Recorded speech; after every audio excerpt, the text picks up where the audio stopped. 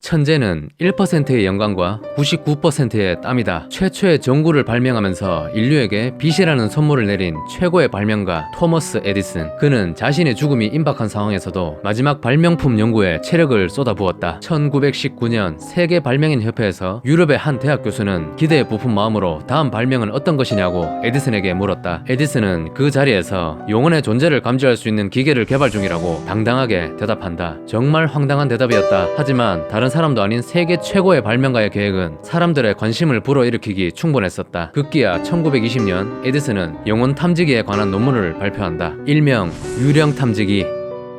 미신과 초현실주의 과학이 콜라보레이션된 이 논문에 의문을 품은 과학자들은 당연히 반론을 쏟아부었다. 비난은 점점 거세져 갔다. 과학계는 그렇게 뒤집어진다. 에디슨은 사기꾼이다. 그는 엉터리 과학자였다. 라는 수많은 비난을 받으며 그간 발명가로서 쌓아온 존재감과 명성이 하루아침에 휴지 조각이 되어버렸다. 그는 학계를 떠나게 되고 꿋꿋하게 홀로 유령 탐지기 개발을 진행해 나갔다. 자신감에 넘쳤다. 그는 공중에 떠다니는 영혼, 즉 인간은 살다가 죽어 없어지지만 그 인간의 기억과 잔유물과 작은 숨소리 혹은 목소리들이 우리 눈에는 보이지 않지만 남아있다고 믿었고, 마이크라는 기계가 사람 목소리의 음량과 범위를 몇 배로 증폭시켜 스피커로 내보내는 것처럼 자신이 만든 기계는 기억의 잔유물을 통해 에너지의 힘을 크게 증폭시켜 우리가 들을 수 있다고 확신을 하게 된다. 그 어떤 비난에도 유령이라는 존재에 대한 그의 믿음은 흔들리지 않았다. 그렇게 3년이 흘렀다. 그는 소문난 흉가들을 직접 찾아다니며 유령 탐지기를 시험하며 개발해 나갔다. 그러던 도중 1923년 한 신문에 새로 지은 집에 귀신이 자꾸 나타난다는 작은 토막 기사가 실리게 되고, 이 기사를 확인한 에디슨은 가만히 있을 수가 없었다. 그에게 영혼과 대화를 시도할 수 있는 기회가 온 곳이었다. 단번에 그 집을 찾아가게 되고 정중히 집 주인에게 자신의 발명품을 이 집에서 시험할 수 있게 도와달라고 요청한다. 황당한 요구였지만 집주인은 거절할 이유가 없었다. 그도 그 귀신의 정체를 알고 싶었기 때문이다. 에디슨은 본인이 만든 영혼 탐지기를 집에 들인 뒤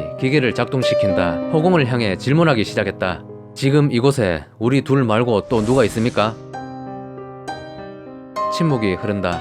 다시 한번 묻는다. 이곳에 누가 있습니까? 침묵하던 그 순간 갑자기 에디슨이 가져온 기계에서는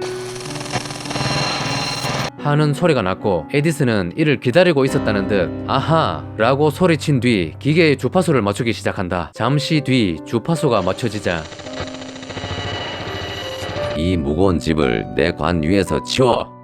라는 절규 섞인 고함이 기계에서 터져나온다. 이 소리를 들은 집주인은 너무 놀라 대체 이게 무슨 말이냐고 에디슨에게 물었다. 에디슨은 인부를 불러 지하실을 파보시오 라는 말을 남기며 그곳을 떠났다. 에디슨이 떠난 후 지하실을 파본 집주인은 경악을 금치 못했다. 놀랍게도 그곳에 정체를 알 수 없는 비석과 오래된 관이 나왔기 때문이었다. 과연 그날의 에디슨의 영혼 탐지기가 유령의 목소리를 전달해 준 것이었을까? 그 후 7년 뒤 에디슨은 노안으로 병석에 눕게 된다. 그는 그때까지 도 자신의 영혼 탐지기를 확신하고 있었다. 자신을 간호하는 가족들에게 만약 유령이라는 존재가 실제로 있다면 자신이 죽은 뒤 이를 직접 증명해 보이겠다는 약속을 한다. 1931년 10월 18일 에디슨은 눈을 감았다. 그 나이 84. 그가 죽은 후 가족들은 에디슨이 유언처럼 말하던 초현상을 기다리고 있었다. 하지만 한참을 기다려도 탐지기에선 아무 일도 일어나지 않았다. 포기하고 일어나려던 순간 무심코 시계를 본 가족들은 소스라치게 놀라게 된다. 가족들 주위에 있던 모든 시계가